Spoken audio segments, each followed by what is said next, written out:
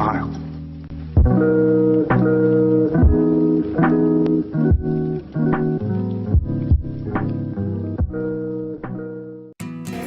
อะไรนะก็วันนี้มาให้อาหารหมานะตามเรามาเลยรถไหนๆมาดูดิเฮ้ยรถเนื้อว่ะรถเนื้อจะดีป่ะโอเคเราไปเลยวันนี้เราก็จะมาเดินหาหมาที่แบบจนๆนะฮะ เฮ้ยหมาอะไรเนี่ยหมาชนจัดเดี๋ยวถ้าเราหาเจอหาหมาที่เดี๋ยวเราไปดูเลยถ้าเจอหมาแล้วถ้าเจอหมาจะพาไปเย้จันอยู่ที่ไหนวะแอร์พอร์ตลิงละแอร์พอร์ตลิงนะไม่เจอหมาเลยเชี่ยไม่จะเดินถึงงานรอมันนานแค่ไหนหมาวะเฮ้ยลืมไปแม่มึงดูไอ้เนาะแล้วดูแล้วโน่จ้ะซุยด่าแม่ตัวเองข้าจากเป็นได้เลยเห็นมาแล้ววันนี้เอ้ยเห็นหมาพอดีหมาได้ลืบไอ้สัตว์เดินไปเลยเฮ้ยนั่นสัตว์นั่นมันแพ้เชี่ยแพ้นี่ว่ะสัตว์เอ้ยกูดูว่าหมานั่นมันแพ้ออกมาดิโอ้ไก่ตัวโคตรใหญ่อะดูดิจังแม่งออกมาเลยโอ้โหเลยเดี๋ยวเราก็ช่วงนี้เราก็จะเดินไปเรื่อยๆแล้วกันตามคลองตามทางไปถึงนู่นเลยถึงถนนน่ะ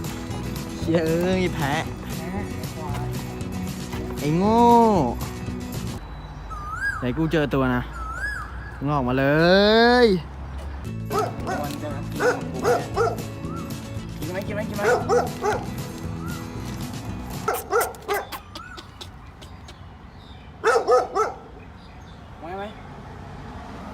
มาดีๆเรามาดีตีนสัตว์ไม่กลัวมาแดกดิเฮ้ยช่างไม่ให้แม่งไปเลยอย่าเอาเก็บไว้ให้ตัวอื่นดีกว่าตัวนี้แม่งเด็กกระโหลกตัวนี้ไม่อยู่ครับที่ไหนแล้วก็อยู่ที่ไหนเนี่ยเดินไปดิเดินบนไหมก็ไปทางเดิมไหมไม่ไปทางนั้นอ่ะหมาไปหาหมาเอาเฮ้ยตรงนี้มีป่ะไปสวนเอาจ่ายหมาเมื่อกี้ตอนกูไม่ให้แม่งโคตรเยอะเลย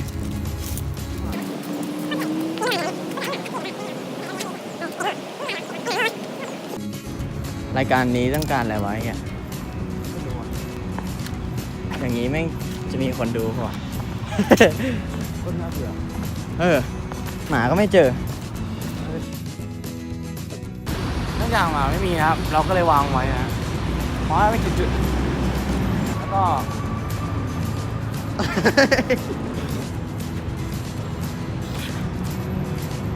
สุดท้ายเลย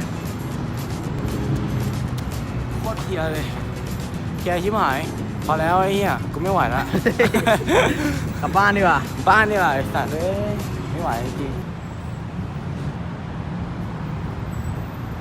ไม่เลยสัตว์อย่าเพิ่งถ่ายเลยกูไม่ไหวแล้ว